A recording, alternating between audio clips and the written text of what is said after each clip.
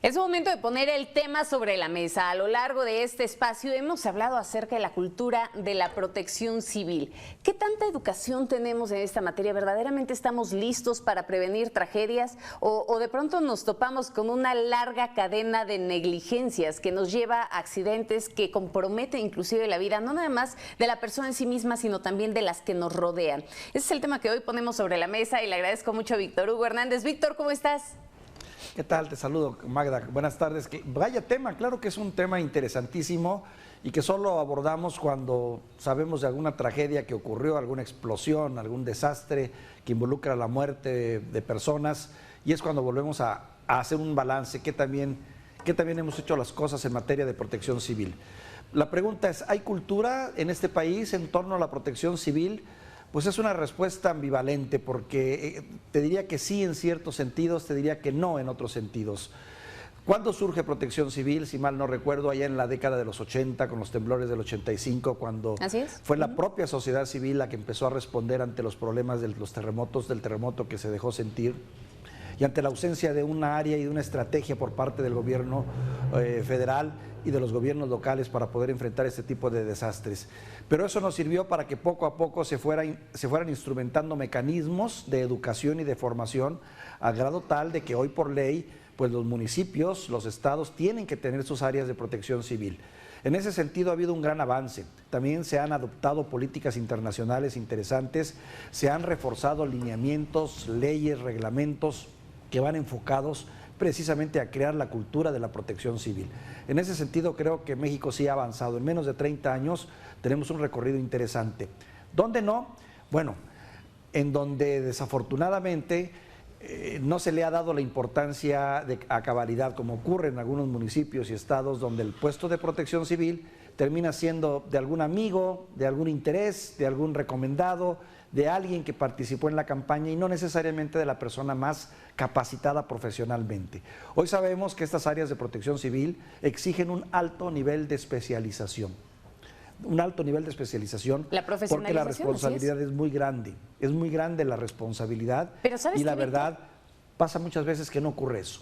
Sí, Magda. Pero ¿sabes qué, Víctor? Me parece que nos sigue haciendo falta mucho para poder avanzar en la cultura de la prevención, y que en eso radica también gran parte del tema de protección civil. Y es que cuando hablamos de protección civil, no nada más hablamos de lo que conversábamos ahora, ¿no? Cómo evitar que explote un polvorín, cómo tener un manejo más seguro de la pirotecnia, sino abarca muchas áreas y se me ocurre o se me viene a la mente las recientes inundaciones. ¿Te acuerdas, Víctor?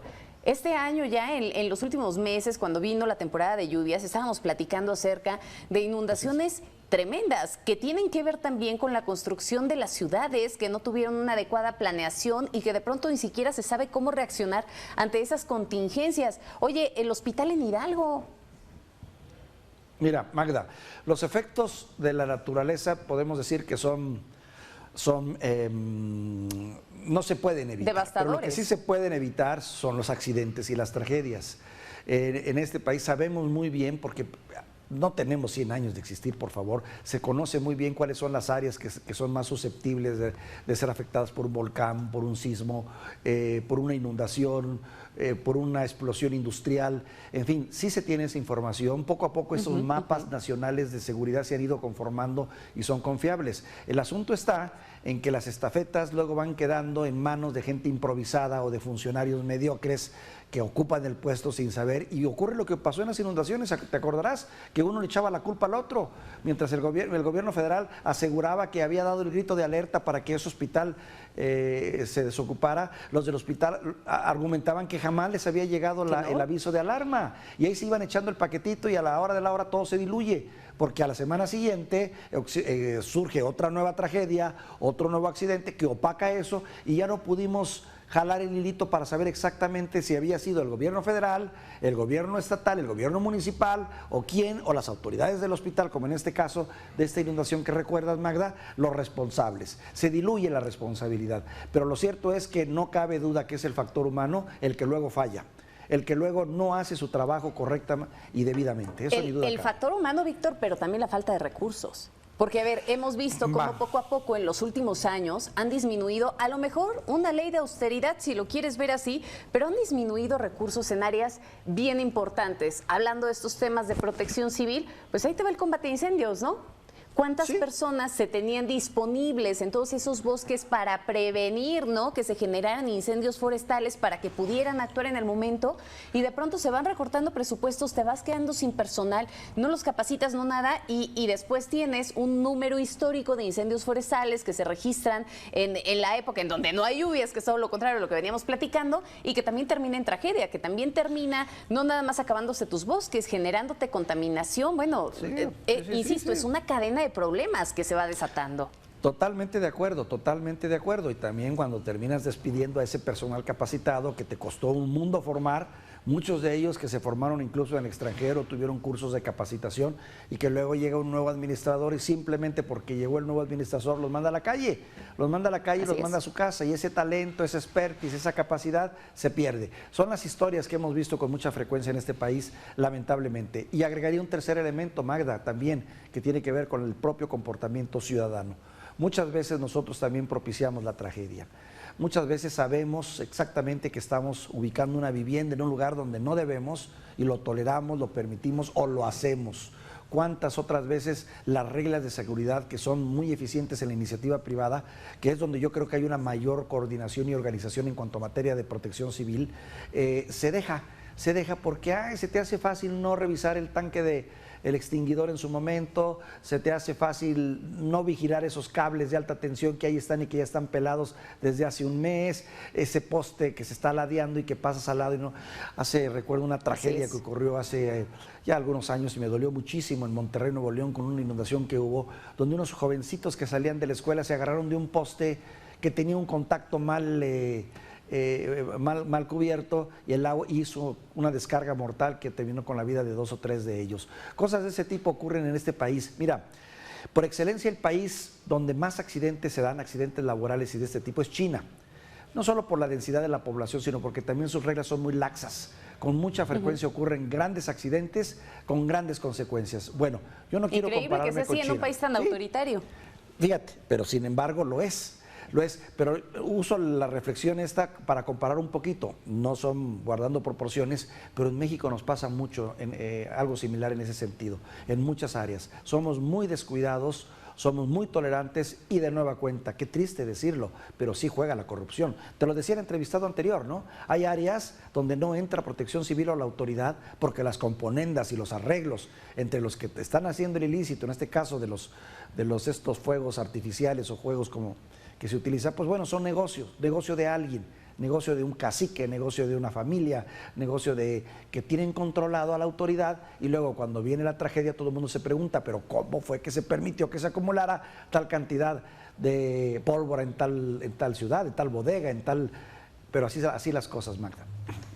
Sí, la corrupción que termina imperando y que, bueno, sin duda, a ver, en el caso de los talleres de pirotecnia, ¿no? Estos polvorines operan de manera clandestina, se sabe que están ahí, se sabe de su existencia y no fueron a cancelarlos, ¿no? Y que parte de lo que nos decía Roberto Cañas es quién supervisa y quién se encarga de verificar que este tipo de polvorines, este tipo de talleres cuenten con todos los permisos necesarios. Ahí es un asunto directamente de Sedena. Claro, y que no se da abasto para este tipo de temas. Y luego también tiene que ver, fíjate que en contrapartida debo decirte que he sido protagonista de algunos eventos públicos, privados y eventos también abiertos de gobierno, en donde te das cuenta que hay organización.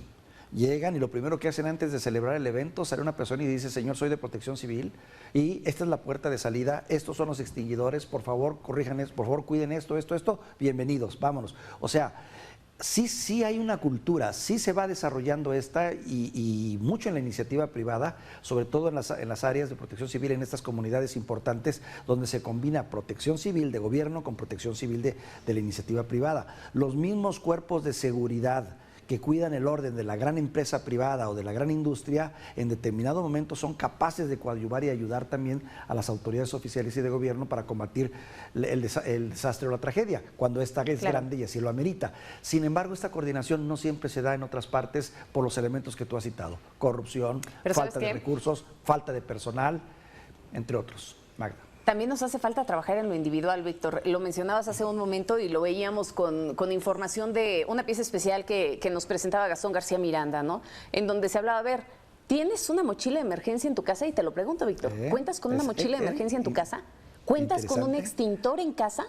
Linterna, una radio, tienes primeros auxilios guardados en un botiquín. Y solo cuando ocurre el accidente es cuando corres a ver, ¿y el alcohol dónde está? Y solo Dios sabe. ¿Y el mertiolate quién lo tiene? ¿Y las bandas dónde quedaron? ¿No? O sea, sí, eso es cultura. Eso es cultura de protección que debe de empezar con nosotros mismos, con cada uno de nosotros, siendo los... Está el caso de la capacitación también para, fíjate, yo siempre he sido muy partidario de la educación para evitar los ataques, no para evitar los ataques cardíacos. ¿Qué hacer si hay un ataque cardíaco en tu oficina? O alguien le da un ataque. ¿Estás capacitado para sacar a alguien de un ataque cardíaco? ¿Estás capacitado para un ataque de asma o un ataque epiléptico? O sea, son preguntas que debemos hacernos. Ya ni siquiera te vayas a eso, si alguien se te está ahogando. ¿Sabes? Y cometes burradas, cometes mil tonterías, porque también la cultura popular te lleva a que se empieza a ahogar la persona y dices, voltéala, ponle un palito en la boca para que no se muerda la lengua, y luego terminas ahogándolo en lugar de ayudándolo. Fíjate, cosas tan elementales como esto.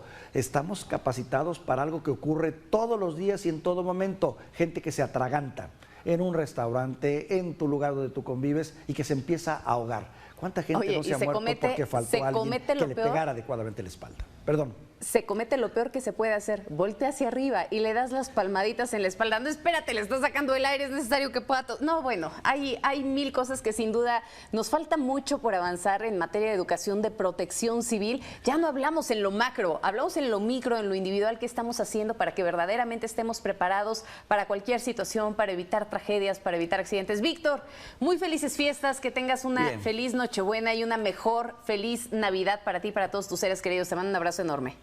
Igual para ti, Magda, y para tu auditorio y para todo tu equipo de trabajo, espléndido equipo que te acompaña. Feliz Navidad.